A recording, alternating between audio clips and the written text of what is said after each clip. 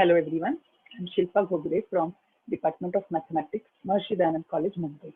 In this video, I will first talk about some basic terms used in statistics, and then I will show you how to calculate arithmetic mean for an ungrouped data. So let us see it.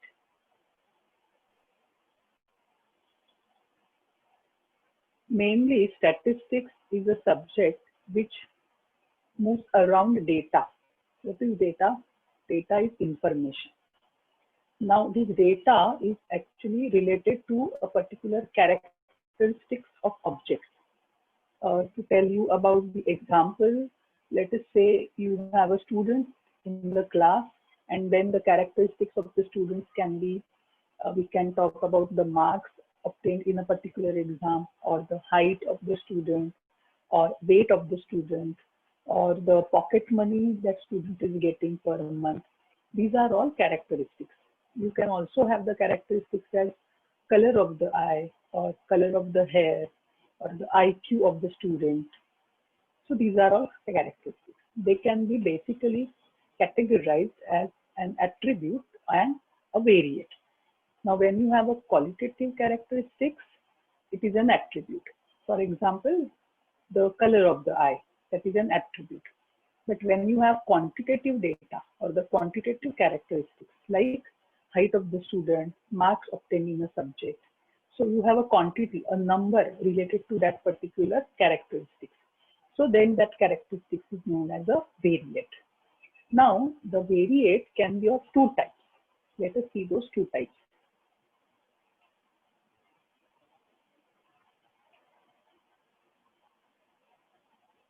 The variate can be either of discrete or continuous size.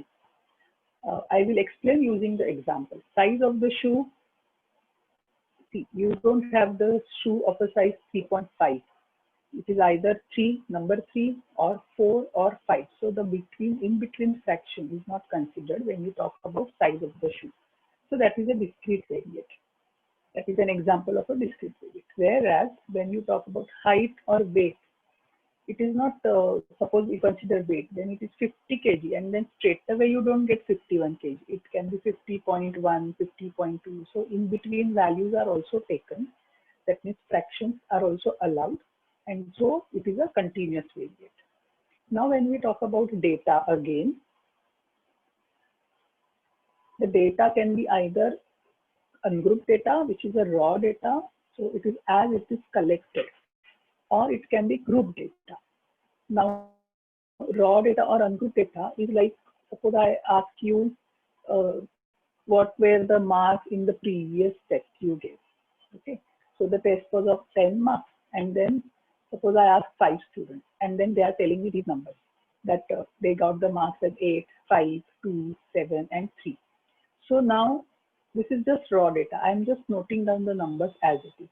So it is known as ungrouped data. Whereas suppose I'm collecting the marks of say 50 students, then there are 50 numbers which I'm writing one after the other. Now what happens? I will group them. Okay, so that grouping is done, and then it can be either without class interval or it can be with class interval. Now let us see how the difference can be seen. So we talk about the frequency distribution table. I will not define any terminology here. I'm explaining the terms which are used using the examples. So let us see one example here. So this example is a kind of table you can see in this particular example. It tells you about size of shoe. Now size of shoe is something which varies from child to child. So it is for children. It varies, V-A-R-Y. So vary gives you the word variable. So it is a variable, size of a shoe. And can it be a fraction? No. So it is a discrete variable. Now in this table, suppose the size of the shoe in the data is either 3 number shoe, or 4 number shoe, or 5 number shoe.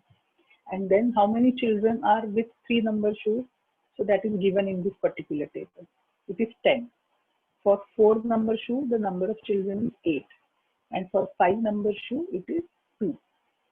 Now, how do you interpret this particular value? You can say like this. There are 10 children with the size of the shoe as 3. There are 8 children with the size of the shoe as 4. And there are 2 children who are having the size of the shoe as 5. And this tabular data, now I have grouped the data. So this tabular data is known as frequency distribution table, where the variable is this size of the shoe and the number of children. That means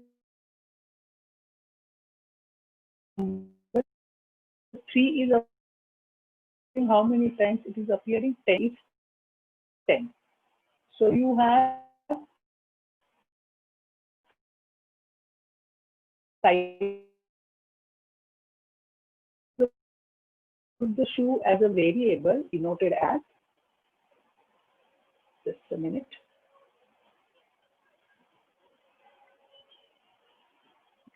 So the size of the shoe is normally variable, so it is normally denoted as X, whereas number of children is a frequency and it is denoted by F. These are very standard notation for variable and frequency. And also remember, size of the shoe is a discrete variable because no fraction is allowed over here. Now, let us see another example. Now, in this example, the variable is height of children measured in centimeters. Now, as you know, height can be fraction also. You can have height as 91.25 centimeters, etc. And therefore, it is a continuous variable.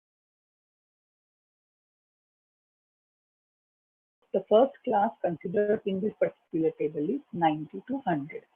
The second class here. The second class considered is 100 to 110, and the third class considered is 110 to 120. Now, how many children are having height between 90 and 100? That is 25. So 25 is known as the frequency for the class interval 90 to 100. So the height of children is called as class interval, whereas number of children is again frequency, which is F, and class interval in short we call it as CI.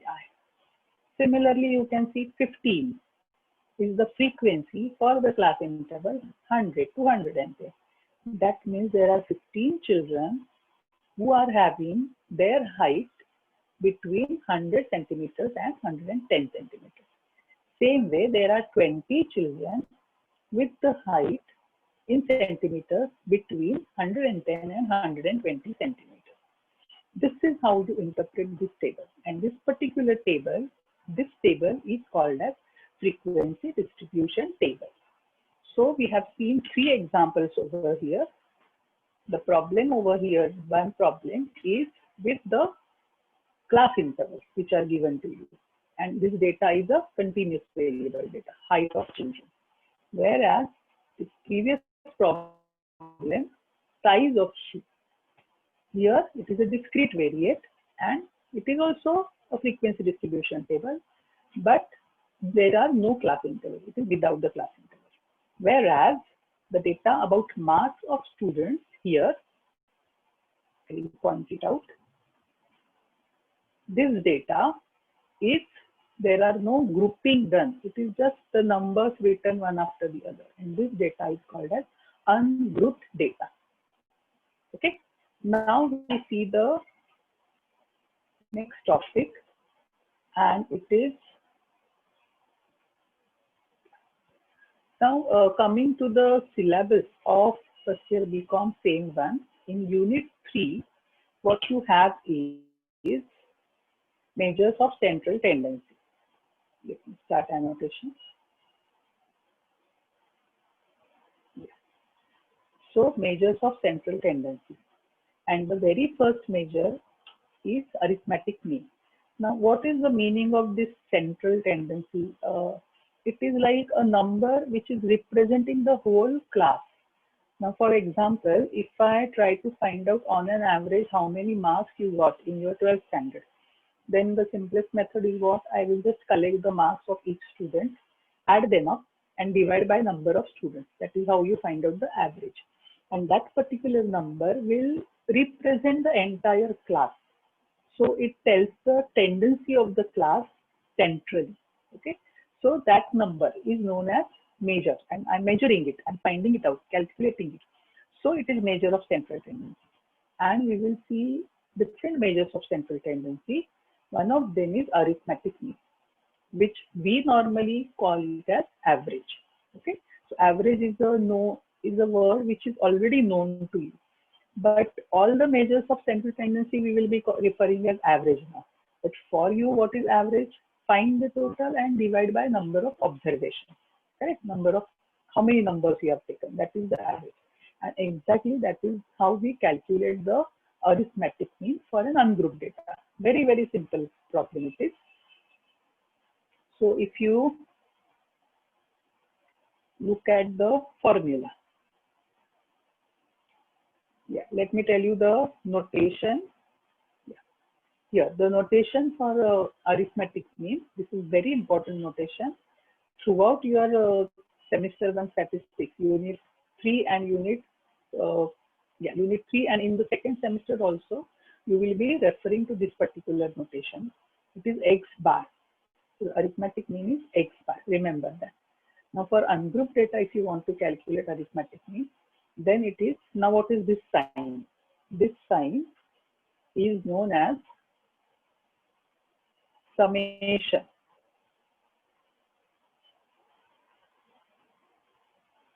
It is known as summation. Okay. Now it is actually a sigma. Sigma is Greek alphabet. It is capital sigma. And we don't call it a sigma. In statistics, whenever we see this particular sign, it will be referred as summation. What is summation? You can see the word sum in this particular word. So sum means total. So what you are doing is you are adding all the values of x. X is your variable or variate. So whatever values that variate is taking, all those values are added, and that is denoted by summation of x. Okay, and it is divided by n. What is n? N is the number of observations. Means how many numbers you have added, how many observations you are having in your data. That number is n. And so the formula is summation x. How do you read this formula? This is the formula for arithmetic mean for ungrouped data. It is read as x bar is equal to summation x upon n. Understood? Now let us solve one problem on this.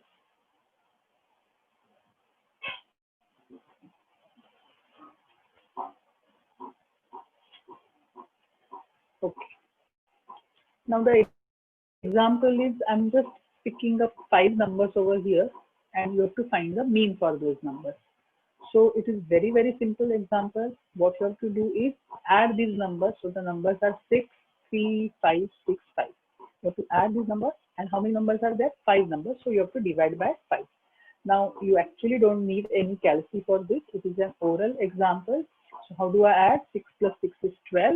5 plus 5 is 10. So it gives me 22.